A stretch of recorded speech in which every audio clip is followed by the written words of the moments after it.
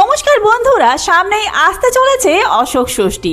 বাঙালির 12 মাসে 13 ষষ্ঠীর মধ্যে অন্যতম অশোক ষষ্ঠী। সাধারণত চৈত্র মাসের শুক্লপক্ষের ষষ্ঠী তিথিতে পালিত হয় এই পার্বণ। সংসার ও সন্তানের মঙ্গল কামনায় পুজো দেওয়া হয় মা ষষ্ঠীর কাছে। চৈত্র মাসের শুক্লপক্ষের ষষ্ঠী তিথিতে বাংলার প্রত্যেক মায়েরা অশোক ষষ্ঠী ব্রত পালন করে থাকেন। তো চলুন বন্ধুরা, আজকের ভিডিওতে আমরা জেনে নেব 2026 সালে অশোক ষষ্ঠী ব্রত আপনারা কবে পালন করবেন, ষষ্ঠী তিথি কতক্ষণ থাকছে, অশোক ষষ্ঠী ব্রত পালন করতে আপনাদের কি কি উপকরণ লাগবে, কি নিয়ম মেনে আপনারা এই ব্রত পালন করবেন। যারা বাড়িতে পুজো করে এই ব্রত পালন করতে চান তারা কি নিয়মে পুজো করবেন, কি মন্ত্র রয়েছে, কি কি উপকরণ লাগবে, সমস্তটাই আমরা আজকের ভিডিওতে জেনে নেব। তার সাথেই জেনে নেব যে ব্রতীরা কি খাবেন কি খাবেন না। আর এই ব্রতের ব্রত কথা অবশ্যই এই দিন শুনতে হবে, সেই ব্রত কথাও রয়েছে আজকের ভিডিওতে। তো চলুন বন্ধুরা, আর দেরি না করে ভিডিওটি শুরু করা যাক। যদি আমার চ্যানেলে নতুন হয়ে থাকেন অবশ্যই চ্যানেলটি সাবস্ক্রাইব করে এবং ভিডিওতে একটি লাইক করে শেষ পর্যন্ত সাথে থাকবেন। আশা করি ভিডিওটি আপনাদের জন্য খুবই হেল্পফুল হবে। ভিডিওটির মূল পর্বে যাওয়ার আগে মা ষষ্ঠী দেবীর অশেষ কৃপা পেতে কমেন্ট বক্সে লিখুন জয় মা ষষ্ঠী দেবীর জয়। কোন কোন বন্ধুরা অশোক ষষ্ঠী ব্রত পালন করছেন আর কারা এই বছর প্রথম অশোক ষষ্ঠী ব্রত পালন করতে যাচ্ছেন অবশ্যই কমেন্ট বক্সে জানাবেন। সাধারণত সন্তানের মায়েরাই অশোক ষষ্ঠী ব্রত পালন করে থাকেন। এই ব্রত পালন করলে নিজের ছেলেমেয়েরা দীর্ঘজীবী হয়ে থাকে বলে জানা যায়। এছাড়াও নতুন বিবাহিত যে মহিলারা রয়েছেন তারাও সন্তান কামনায় এই ব্রত পালন করতে পারেন। তো চলুন জেনে নেওয়া যাক যে এই ব্রত পালন করতে আপনাদের কি কি উপকরণ লাগবে। 6টি অশোক ফুলের কুঁড়ি, মুগ কড়াই এবং দই অথবা কাঁঠালি কলা আপনাদের সংগ্রহ করতে হবে। এই কটি উপকরণ কিন্তু ষষ্ঠী পুজোর বিশেষ উপকরণ, এটি খেয়ে আপনাদেরকে উপবাস ভঙ্গ করতে হবে।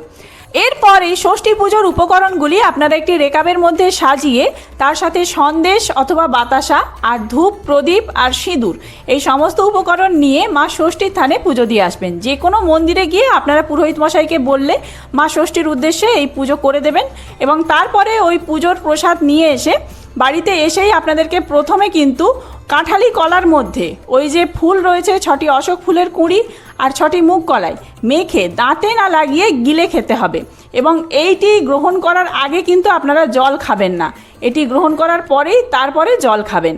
জল দিয়েও গিলে খেতে পারেন। এই কলার মিশ্রণটি গিলে নিয়ে তারপরে জল খেয়ে নেবেন। এইভাবে আপনাদের ব্রত ভঙ্গ হবে এবং ব্রত ভঙ্গ করার পরেই কিন্তু আপনারা মুগ কড়াই সেদ্ধ খেতে পারেন।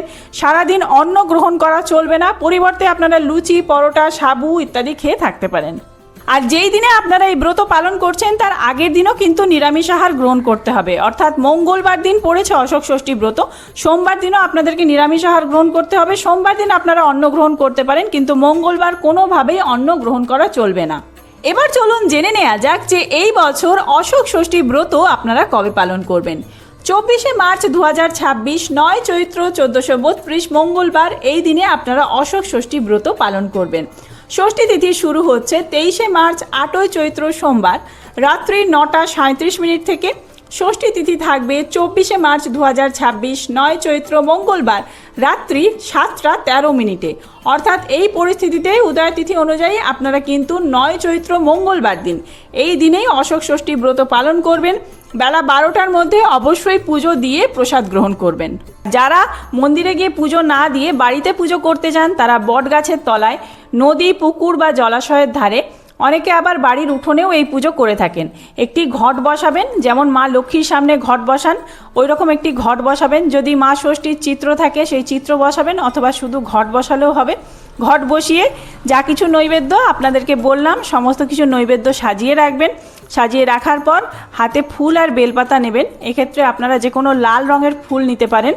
ফুল আর বেলপাতা চন্দন সহযোগে নিয়ে মা ষষ্ঠী দেবীকে স্মরণ করে জয় মা ষষ্ঠী দেবীর জয় বলে সন্তান এবং স্বামীর মঙ্গল কামনা করে ঘটে ফুলটি অর্পণ করবেন। 3 বার করে এইভাবে ফুল অর্পণ করবেন এবং তারপরে ওই যে সমস্ত অশোক ফুলের কুঁড়ি, মুগ কলাই সমস্ত কিছু মায়ের উদ্দেশ্যে মাকে গ্রহণ করতে বলবেন। তারপর আপনারা ওই ফুল, প্রসাদ সমস্ত কিছু গ্রহণ করতে পারবেন প্রসাদ হিসেবে। আর ধূপ দীপ দেখিয়ে আরতি করবেন। এইভাবে আপনারা যারা মন্দিরে গিয়ে পুজো দিতে না পারবেন তারা বাড়িতেও পুজো করতে পারেন। যারা এই অশোক ষষ্ঠী ব্রত পালন করছেন সন্তানের মঙ্গল কামনায় অবশ্যই একবার হলেও এদিন শ্রবণ করুন ব্রত মাহাত্ম্য কথা, অথবা ব্রত কথা পাঠ করলেও হবে। জানা যায় যে এক শিশুকন্যাকে অশোক গাছের নিচে কুড়িয়ে পেয়েছিলেন এক মুনি। ওই মুনি অশোক বনে থাকতেন। তার পালিত কন্যার তিনি নাম দেন অশোকা। এক সময় যখন কন্যা বড় হয়ে যায়, তার বিয়ে হয়, এক রাজপুত্রের সঙ্গে শ্বশুরবাড়ি চলে যান কন্যা অশোকা। উনি অশোকাকে শ্বশুরবাড়ি পাঠানোর সময় তার সঙ্গে কিছু অশোক ফুল এবং অশোক গাছের বীজ বেঁধে দিয়েছিলেন। তার সঙ্গে এটাও বলে দিয়েছিলেন যে চৈত্র মাসের শুক্ল ষষ্ঠীর দিন ওই শুকনো অশোক ফুলগুলো জল দিয়ে দাঁতে না লাগিয়ে গিলে খেয়ে নিতে হবে, এবং একই সঙ্গে ওই দিন অশোকাকে তিনি অন্ন বা চাল জাতীয় কোনো জিনিস না খাওয়ার জন্য আদেশ দেন। তারপর কেটে যায় অনেক বছর। ইতিমধ্যে 7টি পুত্র এবং এক কন্যার জন্ম হয়, তাদের বিয়েও হয়ে যায়। এরপর এক চৈত্র মাসের শুক্লপক্ষের সন্ধেবেলা অশোকা অন্ন গ্রহণ করবে না বলে জানিয়ে দেন। তার আদেশ মতো তার পুত্রবধূরা অশোকার জন্যে মুখ কড়াই রাঁধতে শুরু করেন, কিন্তু ভুল করে কোনোভাবে একটা ধান তার মধ্যে থেকে যায় সবার অলক্ষ্যে।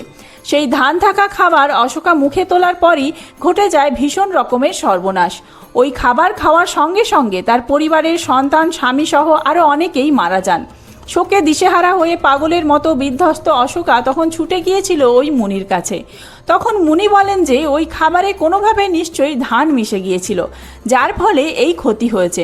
তিনি তখন সঙ্গে সঙ্গে তার ঘটি থেকে মন্ত্র পড়া জল অশোকাকে দিয়ে বলেন, এই মন্ত্রপুত জল তার মৃত সন্তানদের ও স্বামীর গায়ে ছিটিয়ে দিলে তারা সকলেই বেঁচে উঠবেন। অশোকা তখন তার মুনি বাবার কথা মতো সেই কাজ করেন।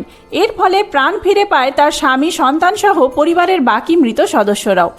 এরপর চৈত্র মাসের ষষ্ঠীর দিন মা ষষ্ঠীর পুজো দিয়ে মুগ কলাই আর দই একসঙ্গে মেখে অশোক ফুল খেতে উপদেশ দেন ওই মুনি।